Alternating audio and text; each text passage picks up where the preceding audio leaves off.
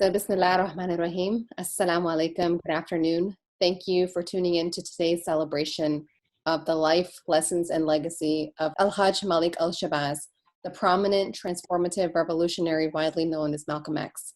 As many of you know, May 19th last week marked 95 years since his birth. He was assassinated on February 21st, 1965, at the age of 39. He made a tremendous impact in his short time here on Earth. And in today's discussion with our esteemed panelists, we are going to unpack some of that legacy. Today is coincidentally also Memorial Day, a holiday that traditionally honors those who have paid the ultimate price, sacrificing their lives for our country. Memorial Day is about recognizing those who died or were killed for a cause bigger than themselves. But who our nation honors today does not include anti-imperialist revolutionaries who relentlessly struggled and sacrificed for Black liberation in America. That cause has rarely been politically correct, and it certainly isn't popular in the 60s under the oppressive era of Jim Crow. So especially in that sense, it's appropriate that we have this discussion today. One of our esteemed panelists, Mr. Carl Snowden, who will be introduced shortly, eloquently put it. He quoted, "Malcolm X was more than a martyr. He represented the hope and aspirations of a people who wanted to be free. His image has become a symbol of freedom, justice, and equality. His uncompromising stance for justice is a standard that all human rights activists are measured by. His rhetoric and record captured the spirit of people who are determined to be free," end quote. My name is Zainab Chaudhry, and I'm the director here of the CARE office in Maryland, and I'm honored to co-host this conversation with one of my mentors, Sister Isla Abdulrahim. And we hope that after this webinar, you will feel inspired to continue to learn about and reflect on Al-Hajj Malik al-Shabazz's legacy. With that, we will delve right in. And I'm pleased to turn this over to Sister Isla and have her introduce our first panelist. Okay. Bismillahirrahmanirrahim. Assalamu alaikum. Good afternoon. Mr. Carl Snowden, I just said to him a few minutes ago that I feel like I'm meeting an old friend because I've followed his accomplishments for quite a while. He was born and raised in Maryland, and as a student, Mr. Snowden was greatly influenced by the Autobiography of Malcolm X. In 1970, Snowden, along with 14 other students, was expelled from Annapolis High School after they boycotted classes in protest of the school's lack of African American teachers and African American studies courses, which was pretty common at that time. Local benefactors raised funds for Mr. Snowden to attend the private Key School. Mr. Snowden's activism didn't end there, however. In 1976, Snowden successfully sued the FBI for illegally spying on him through the infamous COINTELPRO program. He was kept under surveillance by the FBI from the age of 16 until 24. Snowden was awarded $10,000 and the FBI was required to expunge his files. In 1982, Mr. Snowden founded Carl Snowden and Associates, a private civil rights firm. After gaining a reputation as one of the leading civil rights activists, Snowden was elected in 1985 to serve as representative in the Annapolis City Council for the majority Black 5th Ward. As an alderman, Snowden introduced landmark legislation that prohibited private clubs from discriminating against people based upon their race, color, gender, and national origin. And he also passed legislation prohibiting stalking and sexual harassment.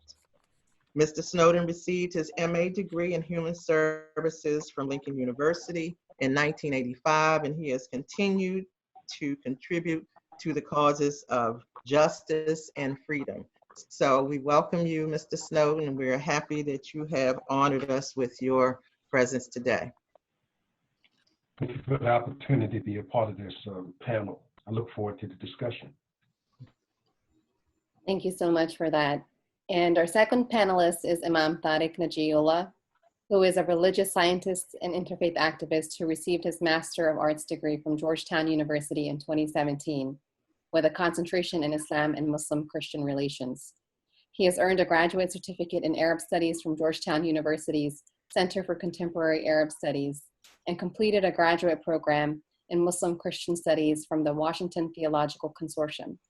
He also has a degree in Arabic, Islamic Sciences, and Islamic Jurisprudence from Sheikh Ahmed Kuftara's Abu Noor Institute in Damascus, Syria.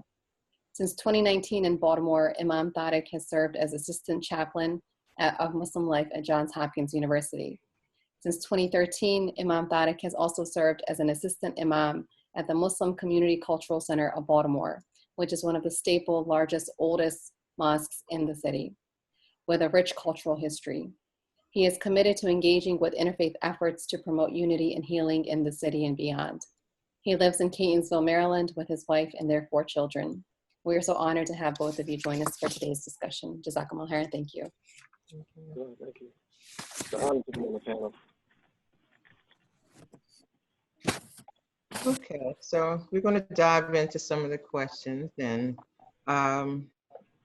you know, as a person who has studied Malcolm, read about Malcolm, thought about Malcolm, I know that I'm not alone in having been influenced by him. So can you both describe to us briefly how you first encountered Malcolm and how has the knowledge of his life and legacy impacted you as an individual? And we can start with, I'm going to start with Mr. Snowden. I first came in acquaintance with Malcolm X as a result of being in a 10th grade class. I was asked to read the Autobiography of Malcolm X. Prior to that, not knowing who Malcolm was, I was a 10th grade student at Annapolis High School, and at the time, we were given this assignment by an English teacher. And at that time, my goal was very simple. I was going to read a couple pages of Malcolm X autobiography, come back to class the next day because you had to do a whole report and kind of wing it.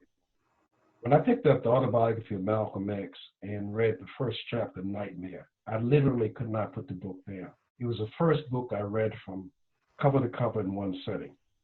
And its effect on me was profound. I was 15 years old at the time I first read the Autobiography of Malcolm X.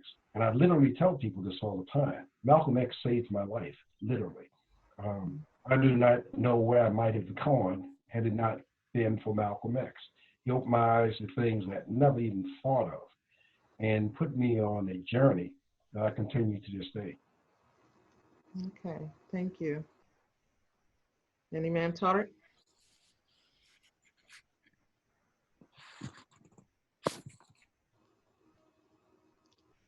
Can you hear us, Imam Tariq?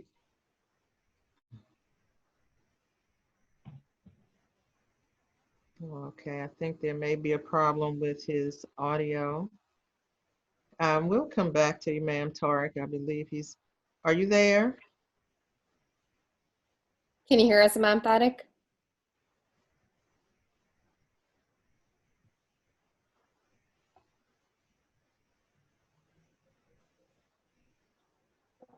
It looks like we might have to come back. Okay. There might be some issue with his audio. All right, so I'd like to ask this of you, Mr. Snowden. Well, like most of us in life, we all are evolving. And from my perspective, you know, as a student of Malcolm, I see him going through several stages of growth in his short life, okay? At one point, I see him as an innocent child, and, you know, recently I put up pictures of him as a child to emphasize the potential in children that goes untapped if someone doesn't nurture it. And he then, in my opinion, became a disillusioned youth, a resentful, angry young man, and transformed into a loyal student, follower, to a seeker, and a man with a broader vision, to then later become a man with a definite and independent purpose. So what is your interpretation of what his purpose was? And based upon his legacy, do you think that he achieved the purpose, having been killed at such a young age? Yeah, I think that what Malcolm X, the transformation that we see in Malcolm X, God has a way of touching people and taking them through various stages. And each stage, if you read Malcolm's life, Malcolm influenced people at every stage of his life. His ultimate arrival at becoming Hajj Malik Shabazz, in my opinion, was the natural development of growth that came from a man who was always on the search for truth. What I loved about Malcolm X, absolutely love about him, and the one thing I try to model myself behind, were two things that I distinctively remember about Malcolm. One, he understood time. He knew that time was a precious gift. He did not like to see people waste time. He understood that time was not forever. It was very short. And when you have a mission, you've got to complete it within a certain time. The second thing that I just absolutely admire about Malcolm, and he's one of the few leaders, even today, and I can point to national leaders who did not have this ability. Malcolm had the ability to admit when he was wrong, when he had misinformation or disinformation, he got new information, he changed. He was willing to say, I made a mistake. That is a great, great leadership skill that he had. Today, very few leaders are willing to do that. I think Malcolm's greatest contribution, he never ran for public office. He never held any elected position, but he did something else that I and others are great beneficiaries of. He changed minds. When I was 14 or 15 years old, Malcolm asked questions that were provocative. I'd never even thought of as a child. What color is Jesus? When Malcolm raised that question for me, what color is Jesus? I'd never thought of it. He hit me. He gave me the ability to be able to do research, to read, get a better understanding. So for me, Malcolm's destiny was to be a master teacher, and that he was, and he continues to be. Wow, that's powerful. And Imam Tariq, do we have you back yet? I know that you were, there was something. I'm here. Can you hear me? We can hear you now. I'm here. Okay, I'm here. I'm reconnecting the video. I don't know what happened. Okay, well. Not a problem. So we're going to come back to the first question for you, Imam Tariq. Can you describe to us when you first became acquainted with Hajj Malik al-Shabazz, and briefly, how has your knowledge of his life and legacy shaped who you are as an individual? So the answer for this is very personal in the sense that I believe that hearing Malcolm is what led my mother to convert to Islam. And so my grandmother was a librarian, and she would bring home the records of Malcolm's speeches at universities. And she graduated from the same school where there's now the Malcolm X Project at Columbia University. And she would bring them home, and my mother and my aunt joined at that time the Nation of Islam. And so Malcolm X, I remember as a child always seeing imagery of Malcolm X in the house, in my children's books. I was very much always aware of this figure. And I very much like Mr. Snowden, when I was maybe fourth grader, I did a book report on Malcolm X. And that was my conscious introduction. But I've been reading childhood books and stories about Malcolm X my whole life. I always thought of him as Brother Malcolm. Like he was a member of the community, and I'm a child of that community. I guess my parents, I was born in 1978, and my parents had joined the Nation of Islam in 75 and 76, and then followed Elijah Muhammad's son, Warthin Muhammad, to Islam as we know it today. And that story of the journey, I just assumed that I always, as a child, understood Malcolm to be part of my community family. The conscious understanding, once I read his, more about his life and got introduced to the Autobiography of Malcolm X, he's always someone that has epitomized Islamic leadership, an American Black consciousness, but just a cultural figure that transcended race and religion in terms of his impact, but very much rooted in faith. I always see Malcolm, and I always have seen him as a Muslim and as a member of my community. That's how I've got to know Hajj Malik al-Shabazz. Okay, and I wanted to also go back to that second question in terms of what do you see as being, in your opinion, his purpose And do you believe that he achieved his purpose? Well, I can't necessarily say that he had many purposes. I think ideally his purpose was for liberation and freedom for African American people. That was definitely a big part of his identity as well as his message. And so I would say, in that sense, no, he did not achieve his purpose. In the sense of being, which I don't think that this was his intended purpose at all, but being someone who was an example and a reminder that so much so that all over the world, when I was in Turkey on my honeymoon, I saw a picture of Malcolm X on the bridge between Eastern and Western Istanbul, and that was I don't think he was aiming for that, but he has become an international figure of liberation, of righteousness, and all of these things I think were part of his legacy. And so I would say I don't think he achieved what he wanted to achieve in his lifetime, but I think in his death, he's become a martyr figure that has magnified his impact beyond what we would originally consider. Imam Sadiq, I want to touch on one point that you made earlier that I feel like connects or resonates so strongly with a lot of people who reflect on and honor his legacy. The point that you made about how you felt like, you really, like he connected with you and you felt like he represented your values. When we talk about that specifically, we know that, a lot of people say Malcolm X was way ahead of his time when it comes to global thinking and promoting international political agency. Can you cite specific examples of that for our audience? How was he ahead of his time and how did that relate to people? How could ordinary people find that easy to relate to?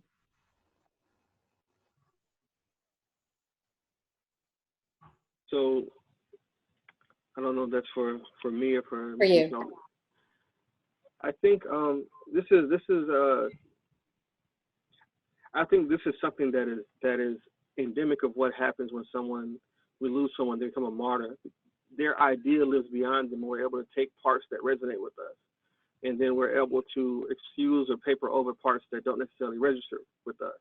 And so with that being said, I think for what has happened with Malcolm's legacy, and I don't want to say unfortunately, it's just what happened, that he has been lionized for some things and embraced for things and used as a symbol for things, where his life and his mission was very much different in terms of, he may be used as a figurehead to promote things that he didn't necessarily value or agree with, or give an incomplete picture of who he is.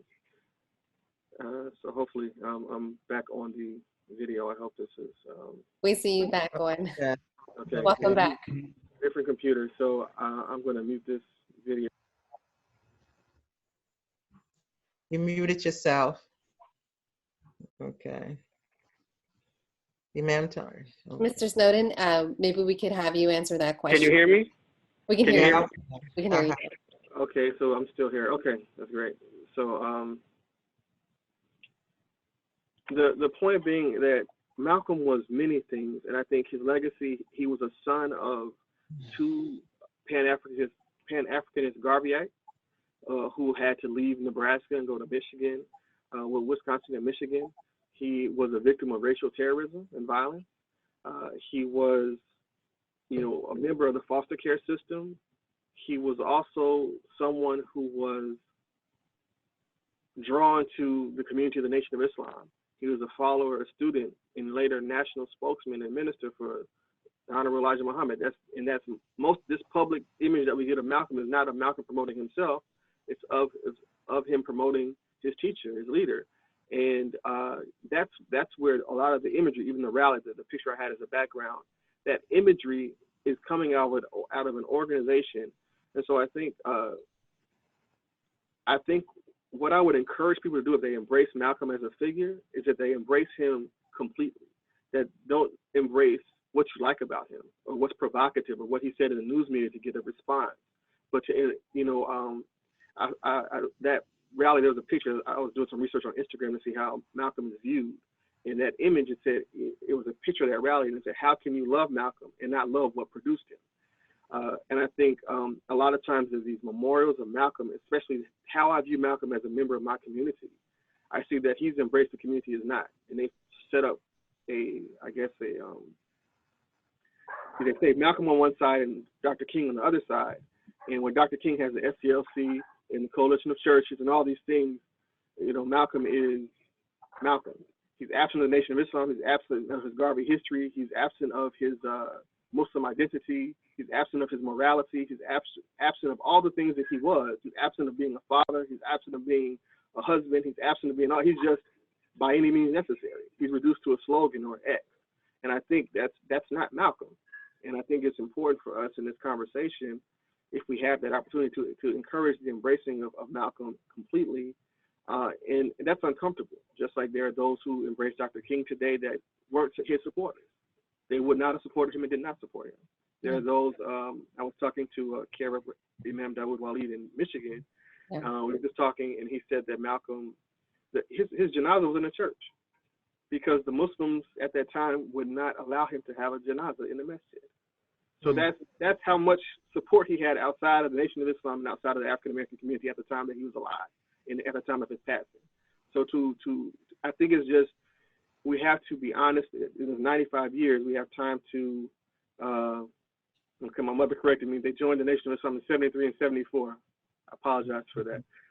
But that's my closing point, that we would need to embrace all of him. And it's uncomfortable, even in these movies, the documentary, the Who Killed Malcolm, or the presentation in the with the Bumpy Johnson movie, also on Netflix, and also in the presentation in Manning Marable's book. We give a very incomplete picture of Malcolm, and he's used as a medium for whatever message you want to get across, but we're not seeing him honestly. And honestly, there may be things you like and things you don't like, but don't cheat who he is, because he's all these things. And we won't learn that in school, that's for sure. That's one thing when we talk about history and the way that it's been sanitized to make it more palatable, make it more acceptable so that people are less uncomfortable. And the point that you made, Imam Tariq, about, being accepting like even the parts of his identity that aren't necessarily comfortable to us, but that's where we can actually grow from. Like if we allow ourselves to be exposed to those aspects of his identity, that's where we end up, learning more from that person's character. Mr. Soden, I want to bring this same question back to you about the international political agency. Can you cite examples of the global thinking that Malcolm X displayed during his activism and how that manifested during his time? I will, and I'd like to really comment on the previous question you asked as well. I respectfully disagree with Brother Imam, who argues that Malcolm X was ahead of his time. I go back to my belief. God brings people for a purpose. They're never ahead of their time. Malcolm would teach.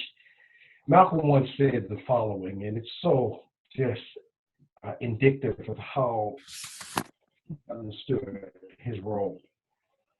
Malcolm said no one ever refers to Jesus as the late Jesus or any of the apostles as the late John or the late Paul. And Malcolm said the reason they don't do that because a man who's on time is never late. Malcolm was on time. Malcolm was not ahead of his time. Malcolm was on time. His role was to come to teach, to raise us, to help us understand the world in which we live. And so I had the great pleasure. I've actually met men and women who knew Malcolm. And this man was an incredible man, but he understood. If you go to a speech he made in 1963, think of this, 1963, Malcolm is connecting the international struggles of Black people all over the world. It's Malcolm who's telling us that the struggle of civil rights is connected with the struggle of human rights all over the world. He made the global connection.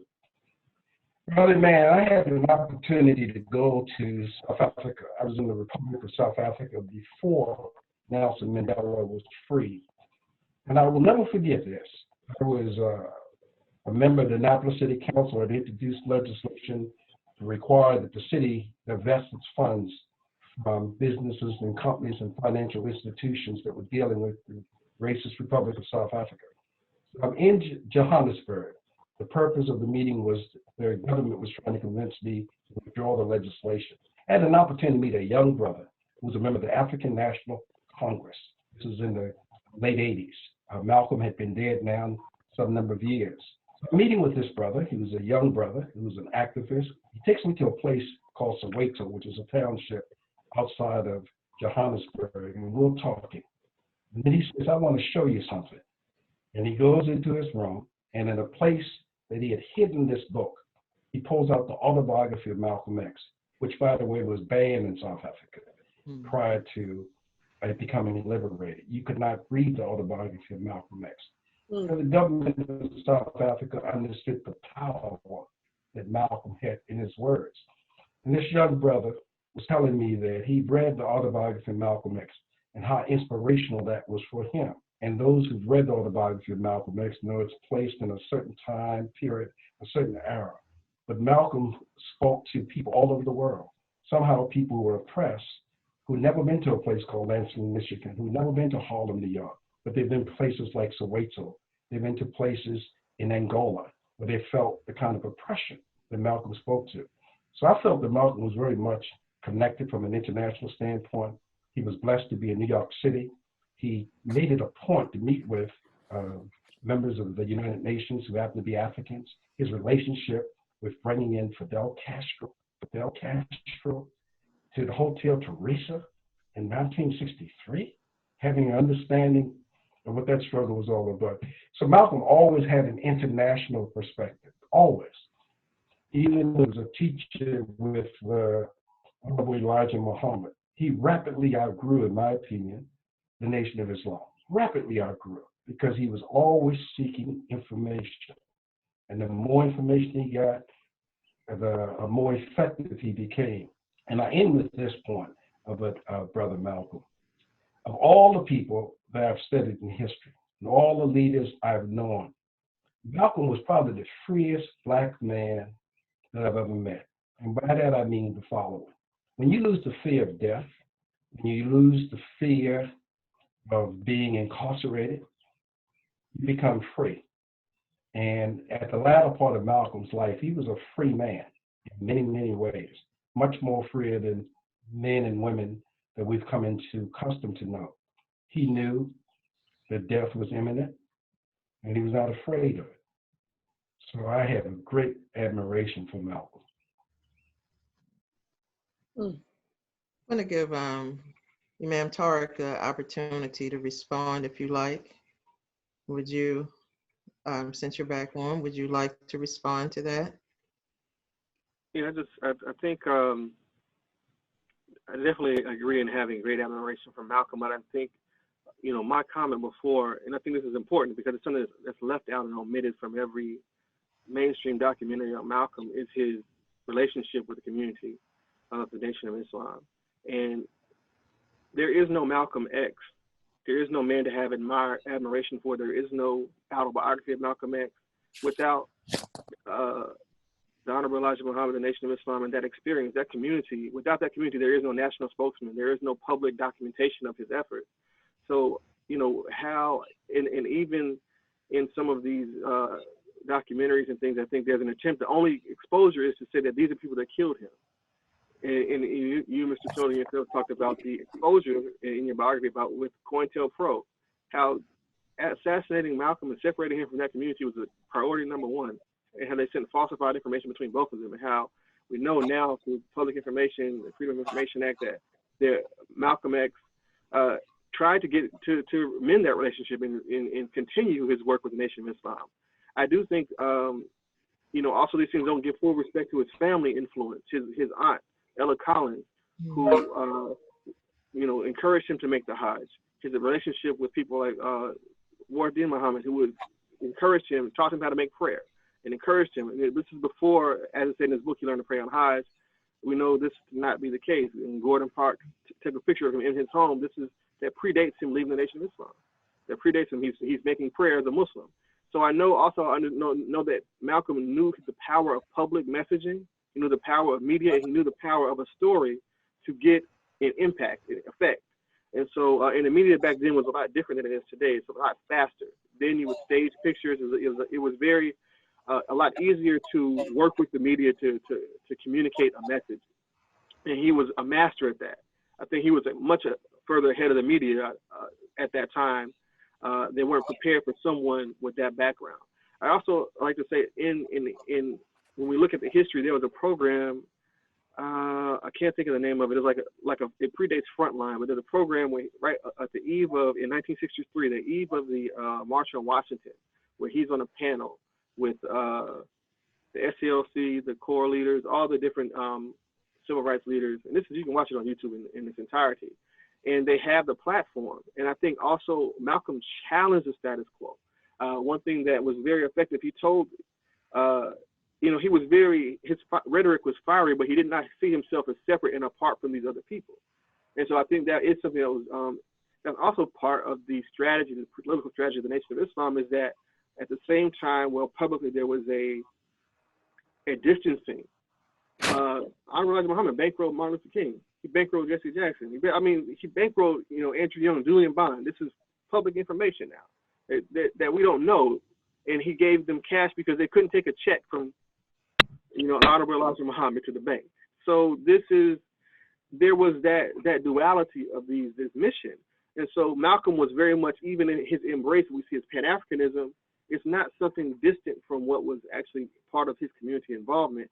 So I just want to make sure that we balance that. At the same time, I do agree that he did have influences from his brothers, from his aunt, that were progressive beyond where the nation was at the time. And even from Warthin Muhammad, who also was progressive beyond where the nation was at that time. He got expelled multiple times for his ideas and thinking. So I just think it's important that we make sure that we honor that in speaking of him. And even admiration is that, and this is true, even when you mentioned in the Bible, in the mentioning of the Apostle Paul, or these types of, how we don't refer to them as the late, that consciousness, we know that even in the story of Christ, Jesus in the scripture, how he is, for one people, he is a source of, the cross is a symbol of piety and faith, and for Constantine, it's a symbol of conquering. He said, by this sign we will conquer. So we see how an image or a message of a life can be retold based on who's telling it. And I think for those of us who love and admire Malcolm, we can't divorce ourselves from the completeness of who he was, and not to allow, even though we may have different things that we pull from his example, that shouldn't separate us from the overall message, which was freedom for our collective people. And he was for, I think of the rapper Mos Def, who has on the intro to one of his songs. He says that it's a quote from Malcolm. He says, "I'm against injustice anywhere. And, if I find it, I'll fight it." This was very much his spirit. And he did not separate along tribal or racial or political lines. He wasn't really for either party. He was for the liberation of his people. And his leaving the Nation of Islam, he didn't stop being Muslim. In fact, that ONIA conference, when he came back, Organization of African American Unity, wrong initials, but yes, he says that I'm still a Muslim. They asked him, and everybody erupted in clapping. So he's also a big part of how we, and this is my last point, a big part of how, I think, to ignore this influence of Malcolm with Islam is also, we have to ask ourselves why we do that, because it's a big part of the history of Muslims. In America, Islam has a very long history of freedom and justice, and it seems to be omitted from this civil rights struggle. Islam, it's not, Malcolm has talked about, but the influence of faith and how it encourages that. We're missing out a lot. And just in case I misspoke, just the Ella Collins being Malcolm's sister, but that's my point. I hope I'm coming across clearly. All right, I wanted to move on to another question. And both of you have spoken about education and being introduced to Malcolm through education. And as an educator, I'd like to think that this conversation will help other people to understand the role of education as a tool for activism. Because a lot of times when you say, well, you're an activist, they know you're an educator. They see it as being two separate things. But early on, like Mr. Snowden, I was one of those people who read. I was in high school still reading, and middle school reading these things that were written by Malcolm, these speeches, and people like him. I discovered the vertical files in the library. One of the librarians showed me the vertical files where all the little pamphlets and things were kept.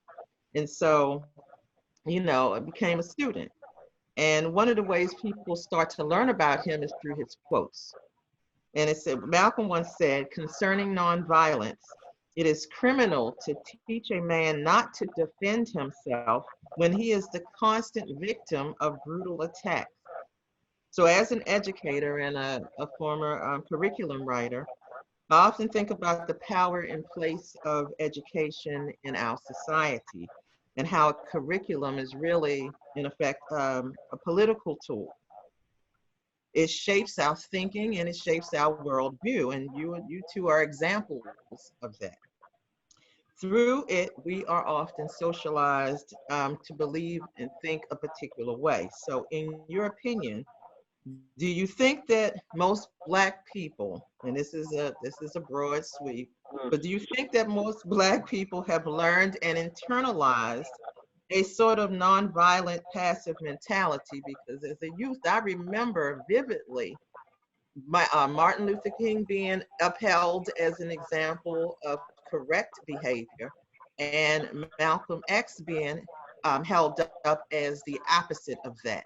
And it was often the rebellious types who would then go on and investigate, because that became attractive. It's like, well, what makes him the person that you should not emulate? So I want to ask you, you know, do you think that we have learned and internalized a sort of nonviolent passive mentality? And does in any way learned helplessness relate to that? And finally, what do you think our young people need to learn about self-defense, freedom, and self-determination?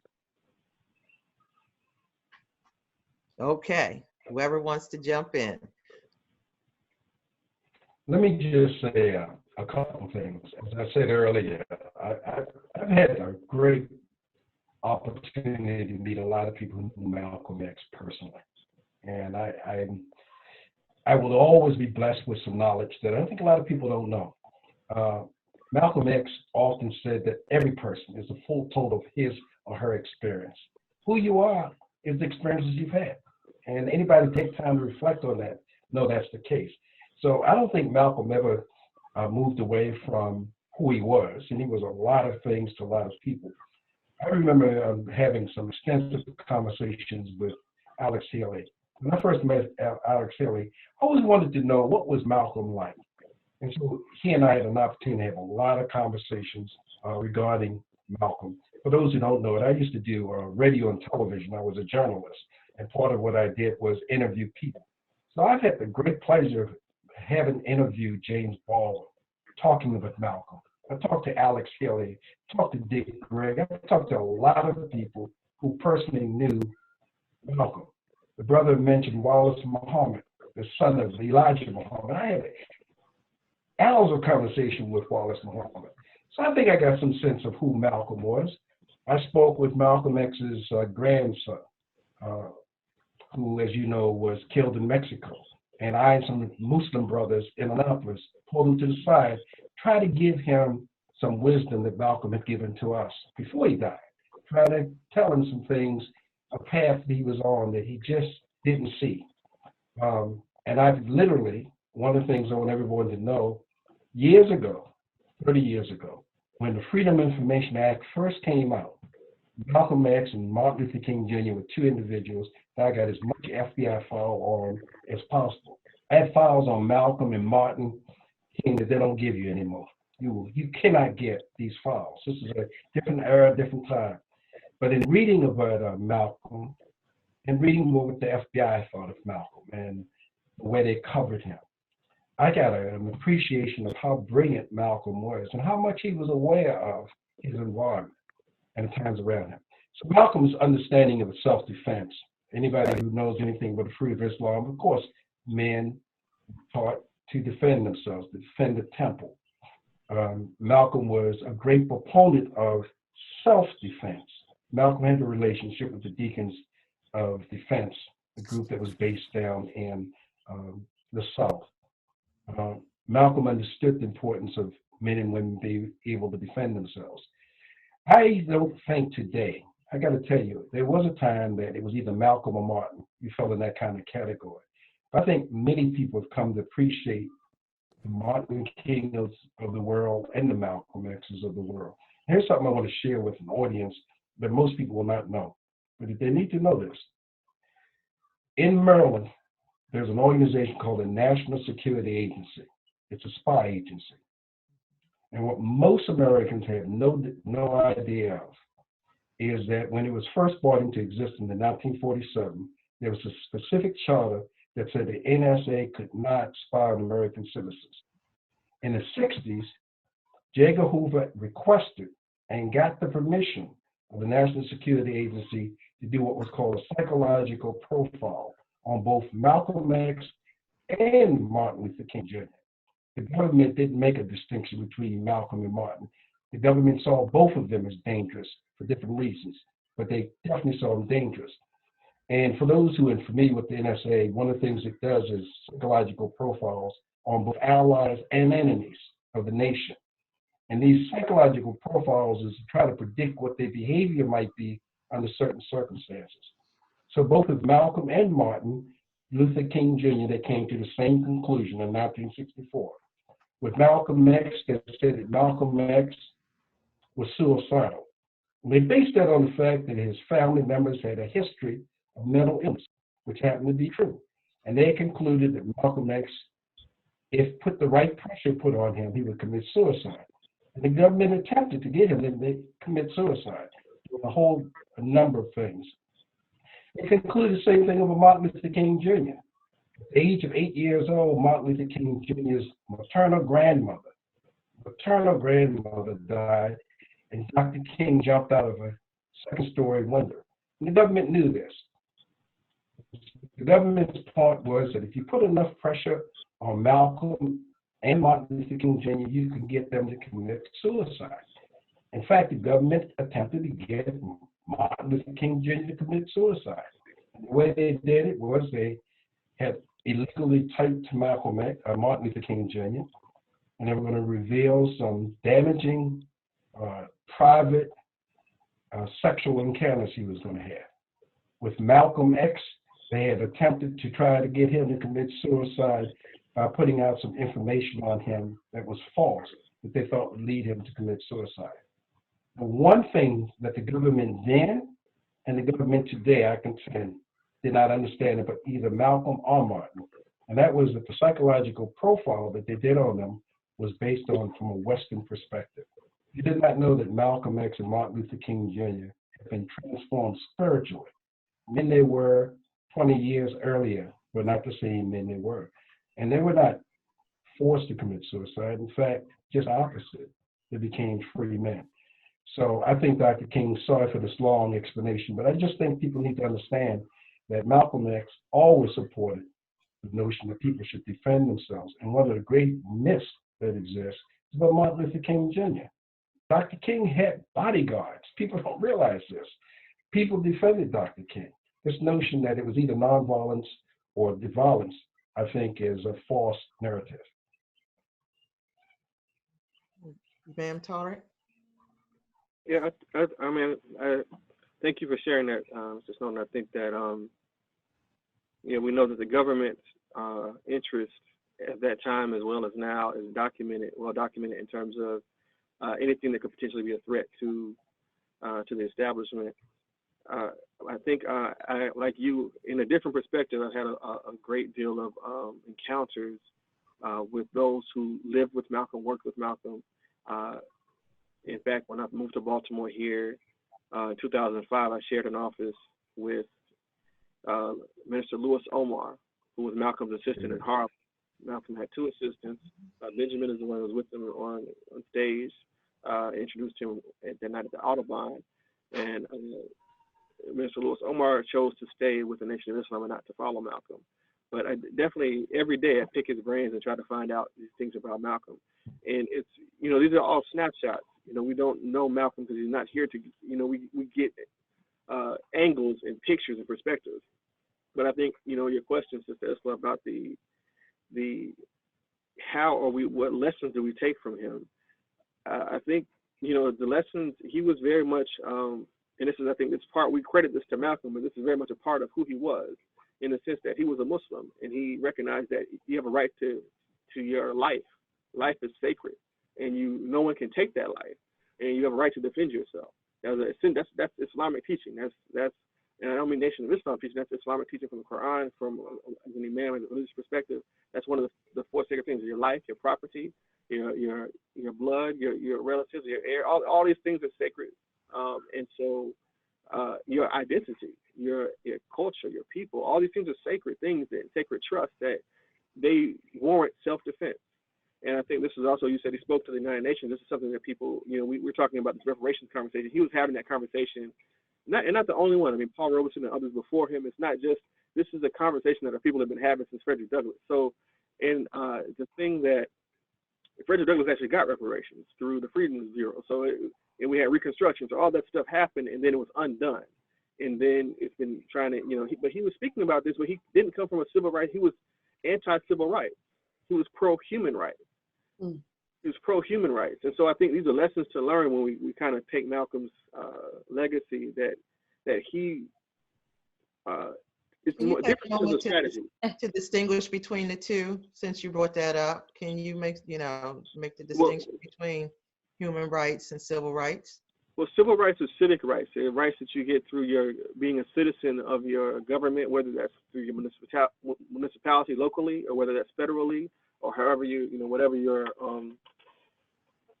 whatever organization or system of government that you're under. These are the rights that are given to all citizens or participants in engagement in that government, system of government. Human rights are things that we think of in the Declaration of Independence. We have, let's say, all men are created equal, endowed by the Creator with inalienable rights to life, liberty, and the pursuit of happiness.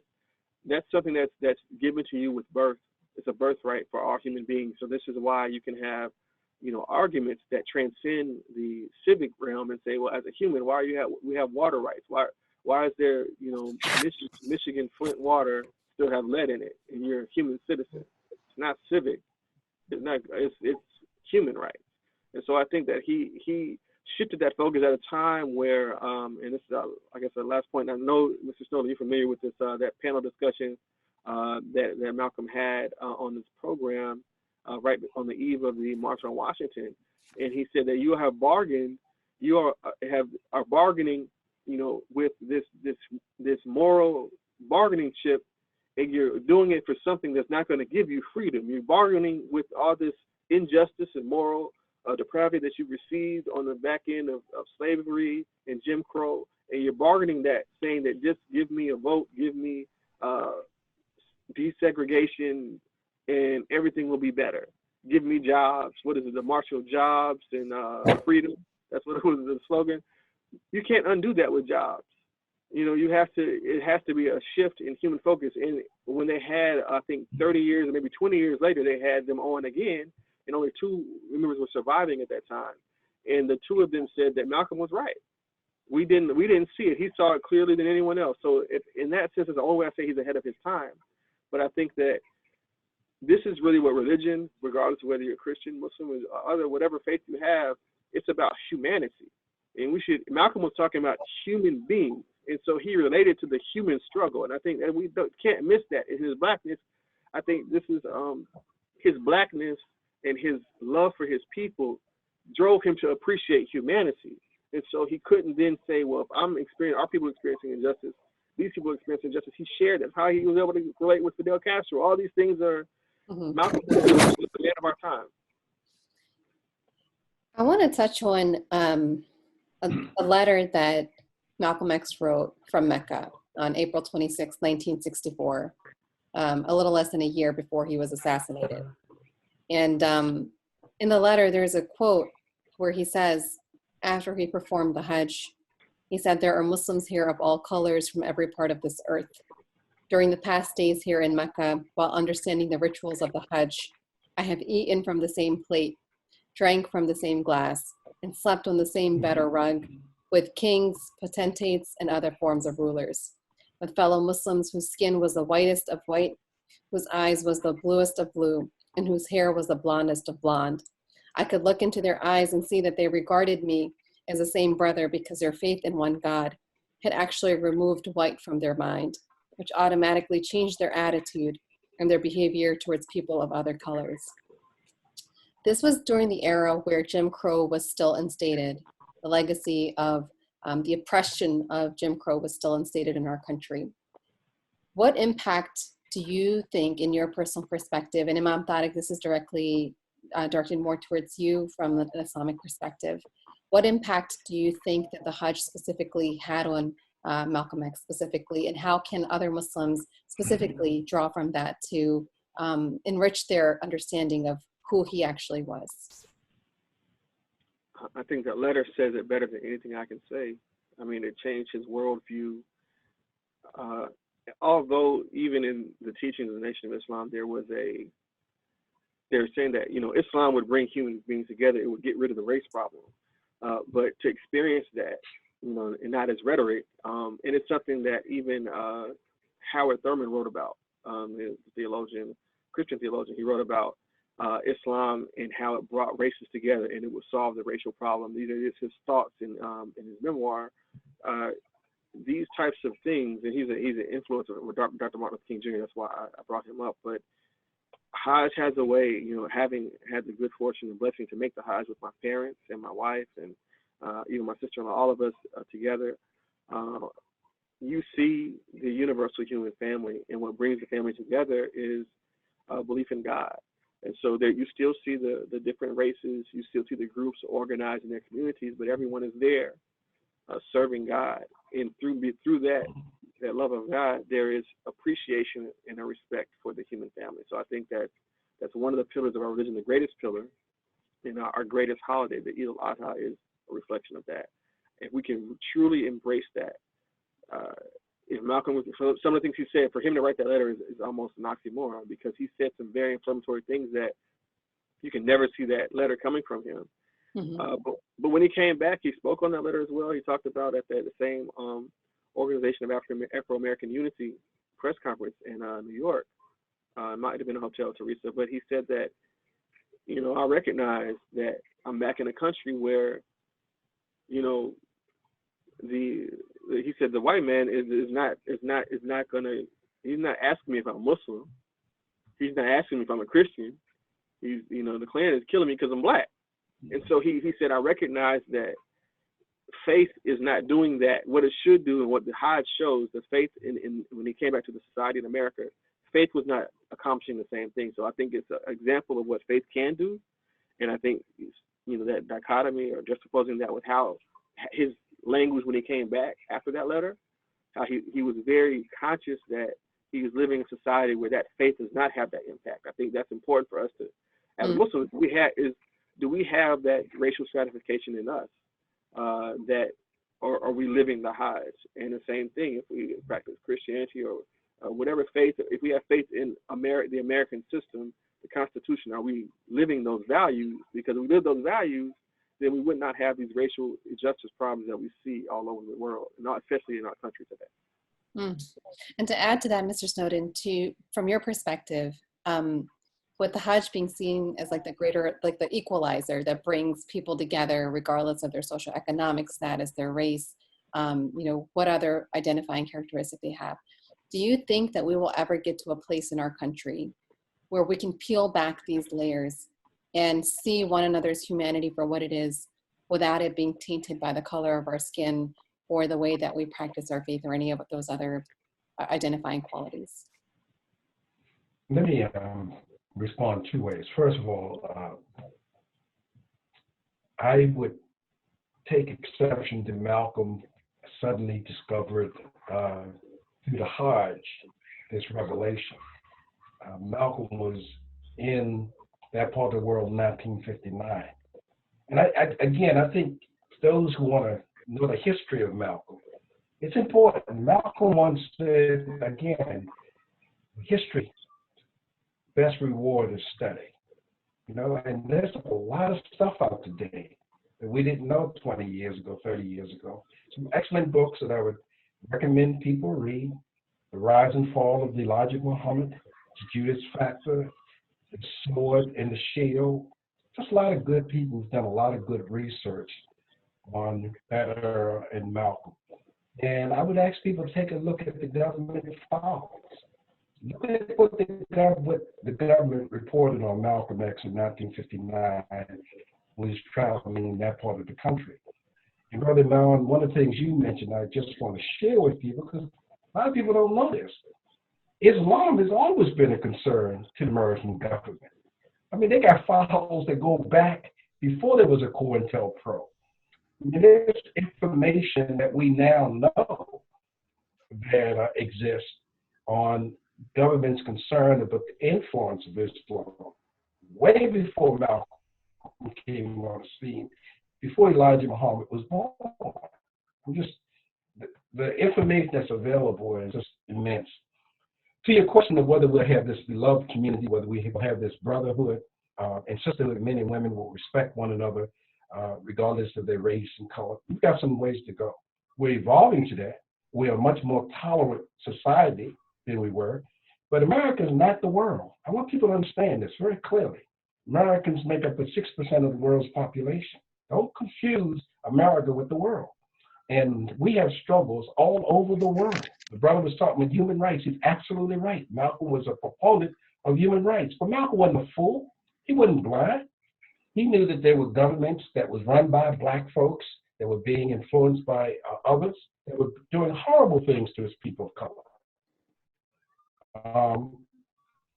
So I think one day, as we move forward, we're going to reach that society where people will be able to respect people based on their race, their religion. It's going to take a while to get there. The struggle is going in the right direction.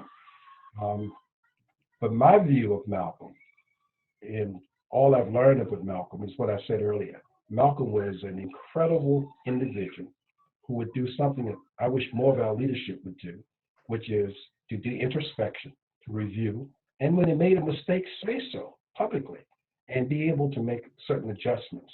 And I think once we do that collectively, Black, white, red, brown, and yellow people, we all will be better as a result of it. So yes, I do think one day, not anytime in the distant future, but one day, we will have that day. Thank you. Okay. I wanted to also mention before we go on to the next question that I'm not of the belief that we should stop seeing one another's race. Okay, we need to see it and acknowledge it. It's just the importance or meaning that we attach to it is what needs to be purified, but not that we don't see one another as having different races and backgrounds and ethnicities. With that, I want to, I know we're running, our time is starting to become limited, but I wanted to switch up and just ask you on a lighter note, if it is a lighter note, everybody quotes Malcolm. Can you share your favorite Malcolm quote? Wow. Ah. Why? And why is it your favorite quote? And why? Yes. Wow. I have it written down. It's coming. Yeah. Do you want to end with this? We can come back. I'm going to let you give it some thought. We can come back to that if you like. I think in addition to that, we probably have time for one more question before we wrap it up.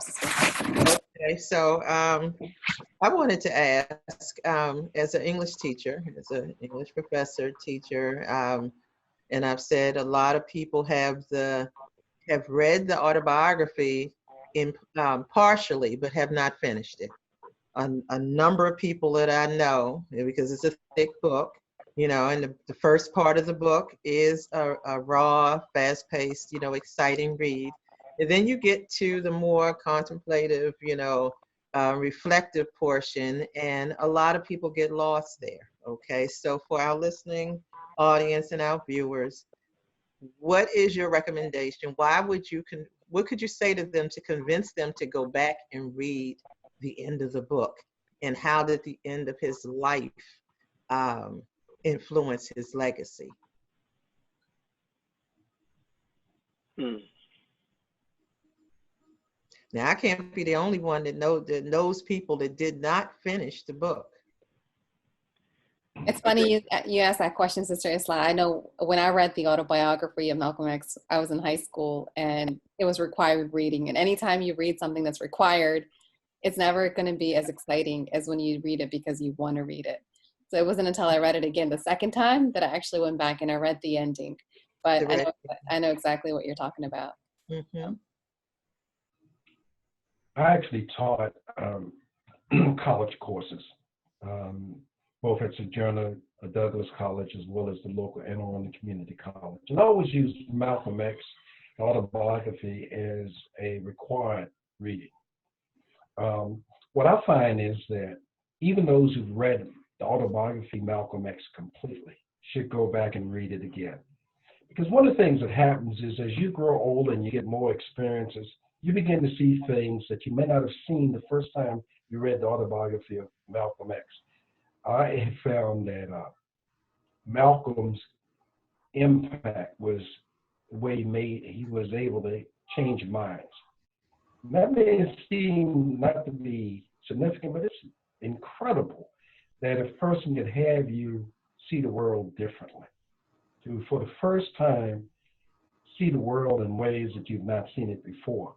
And so I would encourage people who really want to understand where we are today, you have to read the Autobiography of Malcolm X just to get some perspective as to where we are.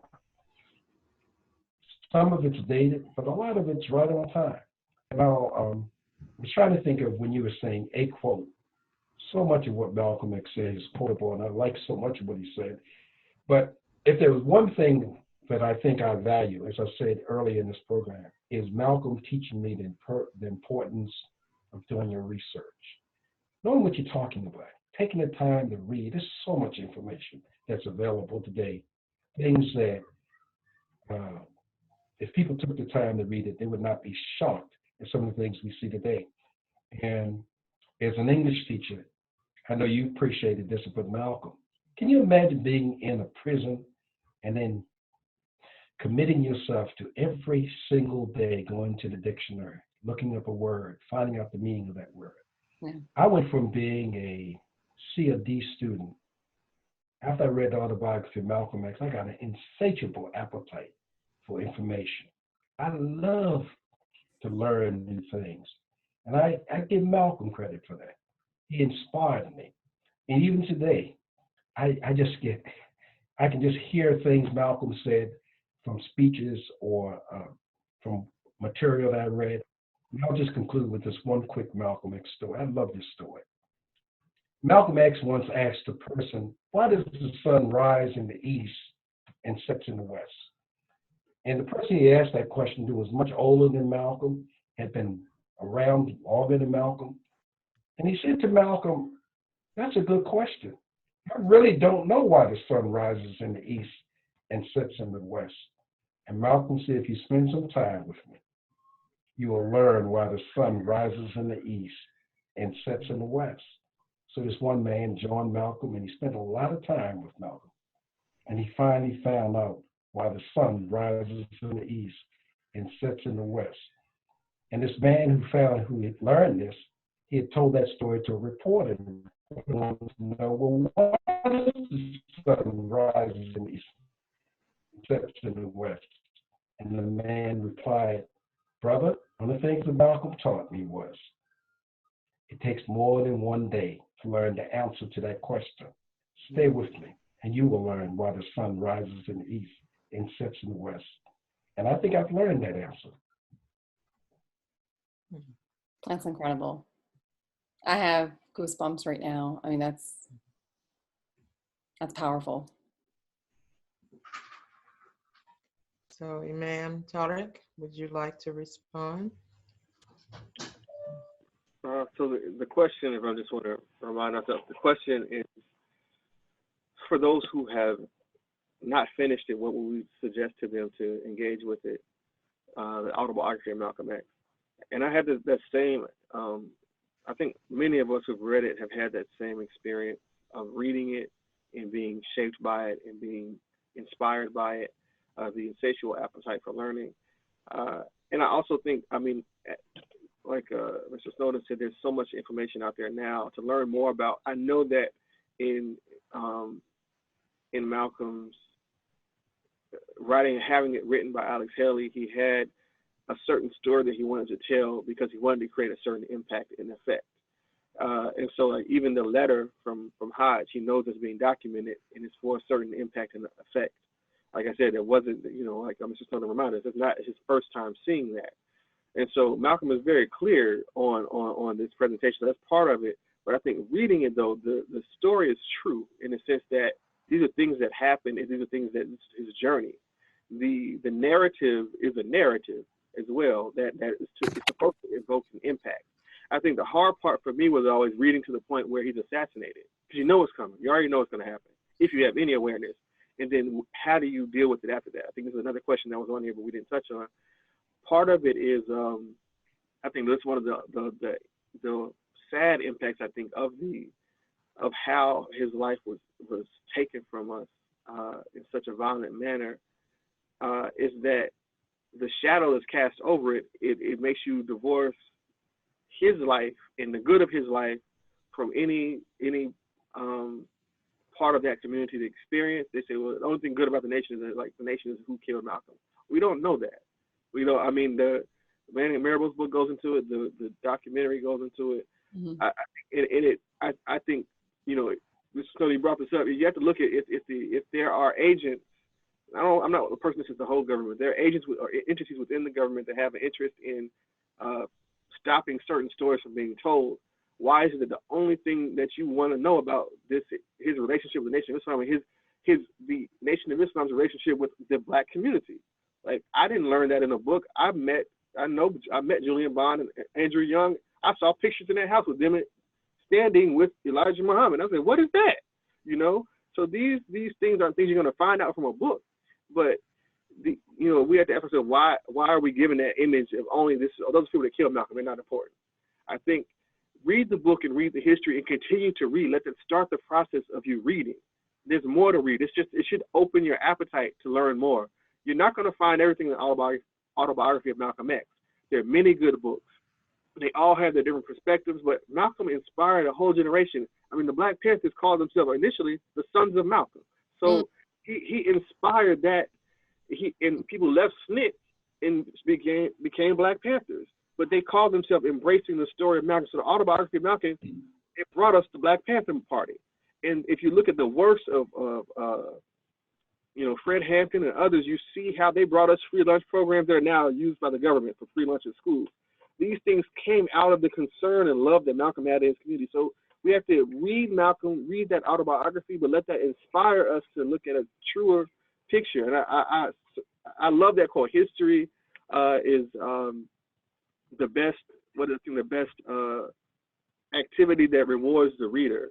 That's one of my favorite quotes. That's one of the quotes that was in my house as a child that I always saw with this picture of Malcolm. So, I mean, my father had a picture of Malcolm. He was in Accra, Ghana. That's that picture, the famous picture of him in Ghana.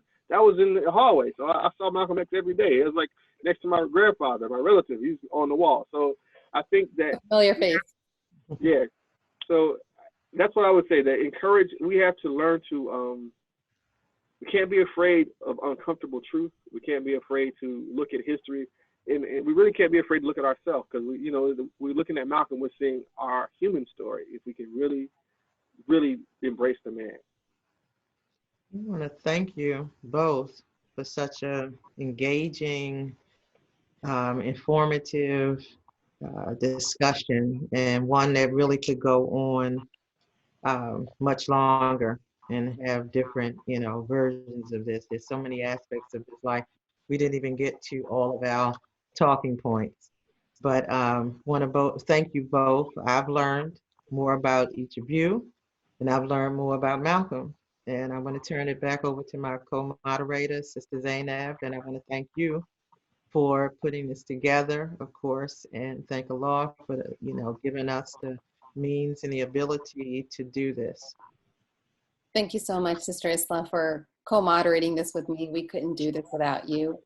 Your support and your input makes all the difference. And to both of our esteemed panelists for bringing in so much content, so much context that I think is so important, so valuable for our viewers to understand, even for us to understand. I know I learned so much, and I feel so inspired by the facts and the perspectives that you've shared today.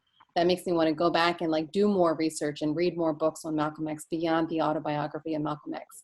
And this is a legendary figure who not only played a transformative role in his time, but it's having ripple effects for subsequent generations. And I see that in my generation of activists. I see that in future generations of activists who are unapologetically speaking truth to power, embracing ourselves in our fullest identity, and preaching that same mantra that back then in the 60s was so scandalous and so like contentious and so like foreign, but now is becoming so familiar to us and so comfortable, that we're so comfortable with. So thank you both for taking time out of your schedules. I know there's a lot going on today, Memorial Day weekend, a lot of other programs, and you chose to be here with us. And thank you so much to our viewers, to our audience who tuned in as well. I'm reading some of the comments. Thank you so much, Mr. Dews and Mr. Malcolm, several other comments that have been posted. Thank you so much for tuning in. With that, Sadiq, if we could ask you to do the closing dua, to just kind of honor the legacy of our brother Malcolm, and may God rest his soul and his family, and help us close out the program. Okay, I will say initially just thank you for all of you. Thank you, Dr. Zainab. Thank you, Mr. Snowden. It's been an honor to be on this panel. And with that, I'm going to say a dua in Arabic and then in English, and then add some specific portions for our brother Malcolm. The dua is رَبَّنَا آتِنَا فِي الدُّنْيَا حَسَنَةً وَفِي الْآخِرَةِ حَسَنَةً وَقِنَا عَذَابَ النَّارِ. That is our Lord, our guardian evolver, the one who has created us and takes us from each stage of our life from one to the next. Give us the good and the most excellent life right now, and give us the good and the most excellent life in the life to come, and save us from the fire of this life in the life to come. And we ask that you forgive our brother Malcolm his mistakes and shortcomings, that you honor him amongst the martyrs and the righteous, and draw him nearest to you, that you elevate him amongst the ranks of those, and allow his legacy to continue to inspire, so he can continue to get the good deeds and rewards of his acts of this life, that you bless him and his family. And thank you for sharing such a beautiful soul with us, God. We really appreciate the opportunity to live in a time where we're able to have an experience of a soul like that in this life. With that, we say, Ameen. Thank you so much. Beautiful. Jazakallah khair. Thank you, Mr. Snowden. Thank you. Goodbye. Thank you. It's been an honor.